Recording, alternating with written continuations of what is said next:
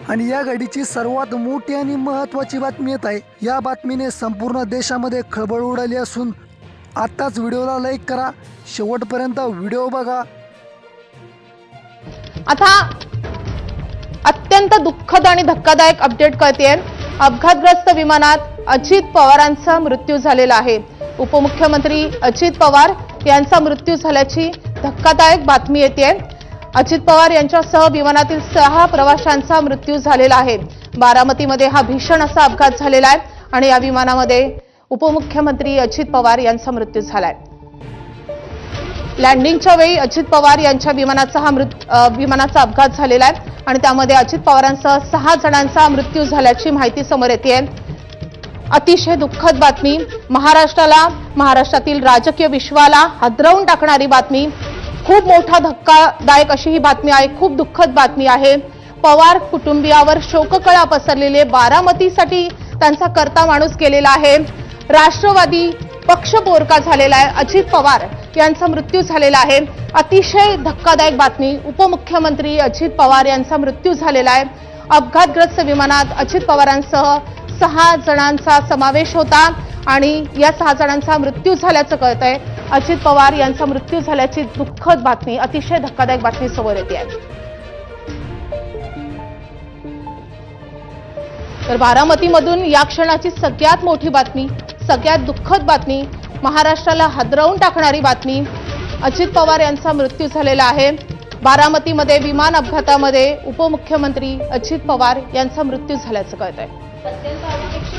बारामतीमधल्या अपघातग्रस्त विमानात अजित पवारांसह जे इतर 6 प्रवासी होते त्या सगळ्यांचा मृत्यू झालेला आहे। राज्याचे उपमुख्यमंत्री अजित पवार आता आपल्यात नाहीयेत। विमान अपघातात त्यांचा मृत्यू झालाय। खरं तर आज जिल्हा परिषदा निवडणुकांच्या प्रचाराचा धुरळा ते उडवणार होते। बारामतीमध्ये त्यांच्या प्रचार सभा होत्या, 4 सभा ते बारामतीमध्ये घेणार होते आणि त्यासाठीच ते बारामतीमध्ये पोहोचत असताना विमान लँडिंग वेळी त्यांच्या विमानाचा अपघात झाला। विमान खाली पडलं, त्यानंतर विमानानं पेट घेतला आणि त्यात उपस्थित 6 प्रवाशांचा मृत्यू झालाय। उपमुख्यमंत्री अजित पवारांचा विमान अपघातात मृत्यू झालाय। महाराष्ट्राचं मोठं नुकसान करणारी ही बातमी आहे, मोठं नुकसान करणारी ही घटना आहे। अजित पवारांचा अपघात झालाय आणि त्यामध्ये त्यांचा मृत्यू झालाय। महाराष्ट्राच्या राजकारणातला एक धुरंधर नेता, जाणता नेता म्हणून त्यांच्याकडे पाहिलं जायचं, आज ते आपल्यात नाहीये।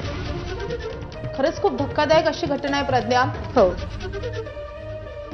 लँडिंगच्या वेळेला हा सगळा अपघात झाल्याचं कळालं, त्यानंतर असं समोर आलं की 6 जण या विमानामध्ये होते, ज्यामध्ये अजित पवारांचे सुरक्षा रक्षक आणि वैमानिक यांचाही समावेश होता। त्यानंतर या विमानानं पेट घेतलेला आहे। आपण ही भीषण अशी अपघाताची दृश्य पाहतोय। विमानानं पेट घेतलेला होता आणि त्यानंतर अजित पवारांसह सगळ्या जखमींना तातडीनं रुग्णालयामध्ये दाखल करण्यात आलं। मात्र या अपघाताची भीषणताच इतकी होती की या 6 जणांचा मृत्यू झाल्याचं कळतंय।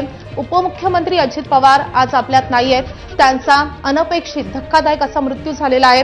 अतिशय हादरवणारी अशी ही सगळी घटना आहे की उपमुख्यमंत्री अजित पवार यांचा मृत्यू झालेला आहे। बारामतीमधल्या अपघातग्रस्त विमानामध्ये अजित पवार यांचा समावेश होता, त्यांच्यासह 6 जणांचा मृत्यू झालेला आहे। अजित पवारांचं निधन झाल्याची धक्कादायक बातमी समोर येते। उपमुख्यमंत्री अजित पवार काल मुंबईमध्ये होते, मुंबईतील कार्यक्रम आटपून आज बारामतीमध्ये प्रचारासाठी ते जात होते आणि त्यांचा मृत्यू झालेला आहे। अजित पवार हे कायमच व्यस्त त्यांच्या कार्यक्रमासाठी ओळखले जातात। पहाटेपासूनच ते त्यांच्या कार्यक्रमांना सुरुवात करायचे, पहाटेपासूनच ते सभांचा धडाका लावायचे आणि दुर्दैव म्हणजे या सभांसाठी जातानाच त्यांचा मृत्यू झालेला आहे। बारामतीमध्येच अशा रीतीनं अपघातात त्यांचा मृत्यू झालेला आहे। त्यामुळे उपमुख्यमंत्री अजित पवार हे आपल्यात नाहीत, महाराष्ट्राला हादरवून टाकणारी बातमी आपल्या समोर येते। आपले आणि त्या संदर्भात तपास करणं गरजेचं आहे, कारण की राज्याचे उपमुख्यमंत्री अजित पवार हे एक मोठा चेहरा आहे, एक महत्त्वाचं पद आहे आणि त्यांच्या सुरक्षा व्यवस्थेमध्ये अशा पद्धतीने जर कुचराई होत असेल तर हा गंभीर प्रश्न निर्माण करतोय। ही दृश्य आपण पुन्हा एकदा NTV मराठीच्या स्क्रीनवरती पाहतोय, जिथे आत्ताची सगळ्यात महत्त्वाची बातमी आहे, त्याचे सगळ्यात महत्त्वाचे दृश्य तुम्ही पाहताय। उपमुख्यमंत्री अजित पवार यांच्या विमानाचं अपघात झालेला आहे, लँडिंग वेळी अपघात झालेला आहे, ज्यात अजित पवार जखमी झालेले आहेत. कुठल्या ठिकाणी ते स्थान आपण पाहतोय जिथे अजित पवार यांचं विमान लँड करत असताना ते क्रॅश झालं आणि त्याचा अपघात झाला. अगदी आगीचे लोट या ठिकाणी दिसत आहेत. हे विमान पूर्णतः जळून खाक झाल्याची माहिती आपल्या समोर आलेली आहे आणि त्या ठिकाणी आता सगळं प्रशासन पोहोचलंय.